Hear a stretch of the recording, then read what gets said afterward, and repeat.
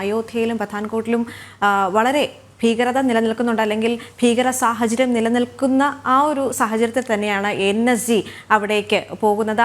അതേ ഭീകര സാഹചര്യം കേരളത്തിലുണ്ട് എന്നതിൽ നിന്ന് വ്യക്തമല്ലേ?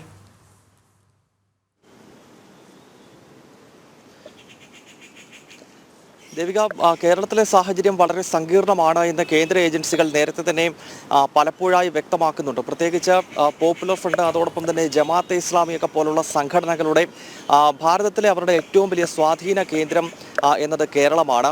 കേരളം കേന്ദ്രീകരിച്ചുകൊണ്ടുള്ള ഓപ്പറേഷനാണ് രാജ്യത്തൊട്ടാകെ PFI ആണെങ്കിലും ജമാഅത്തെ ഇസ്ലാമി ആണെങ്കിലും അത്തരം ഇസ്ലാമിക ഭീകര സ്വഭാവമുള്ള സംഘടനകൾ നടത്തുന്നത്. ഈ ഒരു സാഹചര്യത്തിൽ നേരിട്ടുള്ള ആക്ഷൻ കേരളത്തിൽ അനിവാര്യമാകും എന്നതാണ് കേന്ദ്ര ഏജൻസികൾ പറയുന്നത്. അതായത് നിലവിൽ രാജ്യത്തിൻ്റെ മറ്റു പല ഭാഗങ്ങളിലും വിധ്വംസക പ്രവർത്തനങ്ങൾ നടത്താനാണ് കേരളം കേന്ദ്രീകരിച്ചുകൊണ്ട് ഇസ്ലാമിക ശക്തികൾ ശ്രമിക്കുന്നത്. പക്ഷേ അതൊരു ഘട്ടം കഴിഞ്ഞാൽ, പ്രത്യേകിച്ച് വടക്കൻ കേരളത്തിലേക്ക് സാഹചര്യങ്ങൾ നമുക്കറിയാം, ഒരു ഘട്ടം കടന്നു കഴിഞ്ഞാൽ മലപ്പുറത്തൊക്കെ നടത്തുന്ന രീതിയിലുള്ള ചില നീക്കങ്ങൾ, അതായത് മുസ്ലിം മതവിശ്വാസത്തിന് അപ്പുറത്തേക്ക് മറ്റൊന്നും വേണ്ട എന്ന ഒരു ചിന്തയിലേക്ക്, അല്ലെങ്കിൽ ആ ഒരു രീതിയിലേക്ക് കാര്യങ്ങളെ കൊണ്ടെത്തിക്കുവാൻ ഇസ്ലാമിക ശക്തികൾ ശ്രമിക്കും എന്നാണ് കേന്ദ്ര ഏജൻസികൾ ചൂണ്ടിക്കാണിക്കുന്നത്. അതായത് ഒരു ഘട്ടം കടന്നു കഴിയുമ്പോൾ നേരിട്ട് വലിയ സംഘർഷങ്ങളും കലാപങ്ങളും കേരളത്തിൽ ഉണ്ടാക്കാൻ PFI പോലുള്ള സംഘടനകൾ ശ്രമിച്ചേക്കാം.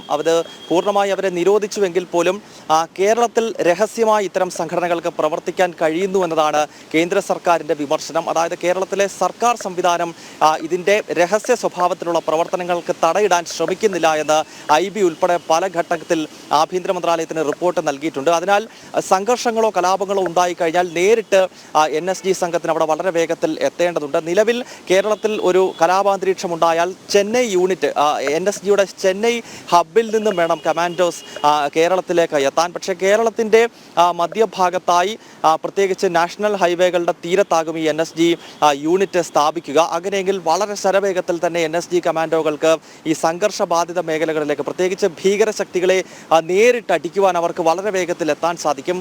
ഈ ഒരു സാഹചര്യത്തിലാണ് കേരളത്തിലെ കലുഷിത അന്തരീക്ഷം മുന്നിൽ കണ്ടുകൊണ്ടാണ് കേന്ദ്ര ആഭ്യന്തര മന്ത്രാലയം പുതിയതായി നിർമ്മിക്കാൻ ഉദ്ദേശിക്കുന്ന 3 ക്യാമ്പുകളിൽ ഒന്ന് കേരളത്തിൽ വേണം എന്ന നിഗമനത്തിലേക്ക് കേന്ദ്ര ആഭ്യന്തര മന്ത്രാലയം എത്തിയത്. എന്നാൽ നേരത്തെ ഞാൻ സൂചിപ്പിച്ചു, അയോധ്യയിൽ അത് ഭീകര അന്തരീക്ഷമല്ല. കാരണം ഉത്തർപ്രദേശിൽ ഇപ്പോൾ ഒരു കലാപ അന്തരീക്ഷമില്ല, കാര്യങ്ങൾ ശാന്തമാണ്. പ്രത്യേകിച്ച് അയോധ്യയൊക്കെ വളരെ ശാന്തമാണ്, അവിടെ വളരെ സാഹോദര്യത്തോടു കൂടി ആളുകൾ ജീവിക്കുന്നുണ്ട്. പക്ഷേ പാകിസ്ഥാനൊക്കെ കേന്ദ്രീകരിച്ച് പ്രവർത്തിക്കുന്ന ജെയ്ഷെ മുഹമ്മദ്, ലഷ്കർ-ഇ-തോയ്ബ ഇങ്ങനെയുള്ള ഭീകര ശക്തികളുടെ ഒരു ടാർഗറ്റാണ് അയോധ്യ. കാരണം അയോധ്യയിൽ പ്രശ്നങ്ങൾ സൃഷ്ടിക്കുവാൻ ബാഹ്യ ശക്തികൾ ശ്രമിക്കും. അത് ആ സംസ്ഥാനത്ത് കലാപാന്തരീക്ഷം ഉള്ളതുകൊണ്ടല്ല. നമുക്കറിയാം, ഉത്തർപ്രദേശ് ഒരു കാലത്ത് ഏറ്റവും അധികം രാജ്യത്ത് വർഗീയ കലാപങ്ങൾ ഉണ്ടാകുന്ന സംസ്ഥാനമായിരുന്നു. പക്ഷേ 2014 ശേഷം അവിടെ ഒരൊറ്റ കലാപം പോലും റിപ്പോർട്ട് ചെയ്തിട്ടില്ല. 2013 അവിടെ വലിയൊരു കലാപം മുസാഫർ നഗറിൽ, പശ്ചിമ ഉത്തർപ്രദേശിലെ കൈറാന, അതോടൊപ്പം തന്നെ മുസാഫർ നഗർ തുടങ്ങിയ മേഖലകളിൽ കലാപമുണ്ടായത്.